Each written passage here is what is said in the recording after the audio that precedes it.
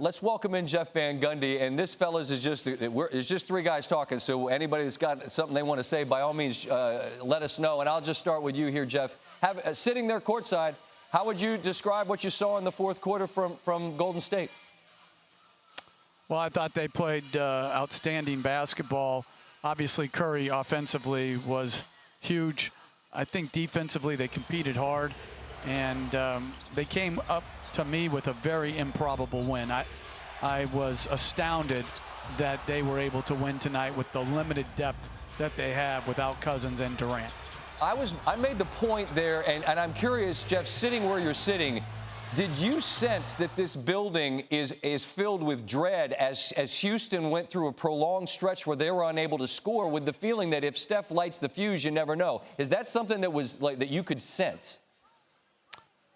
Well, I'm terrible. I have terrible sense, Scott. So I don't know about that, but I know how dangerous Curry is. Now, listen, he's played a very disappointing series up until particularly the fourth quarter, where he got it absolutely rolling and made incredible shots.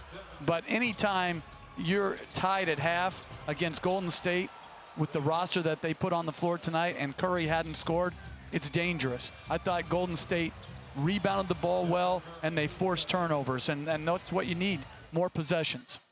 Jeff, when a guy closes a game like that, sometimes things are going to get lost in a discussion the next day. And one thing I think that needs to be talked about is Houston first half loading up on Steph. Obviously, he gets in foul trouble, basically took him out of the game, those two things. Clay got hot, but those other guys had so much room to play because of the overplaying on Clay and Steph that you allowed those role players to keep them tied at halftime. And I think it's going to get lost, but when you look at the way Steph Curry played in the first half, that should have been a 12 to 15-point game, and Houston was probably a little bit shocked at halftime that it was tied. But give those Golden State supporting cast a lot of credit, right? Well, you think about the offensive rebounding in the NBA, it's been devalued over the course of the last 2 decades.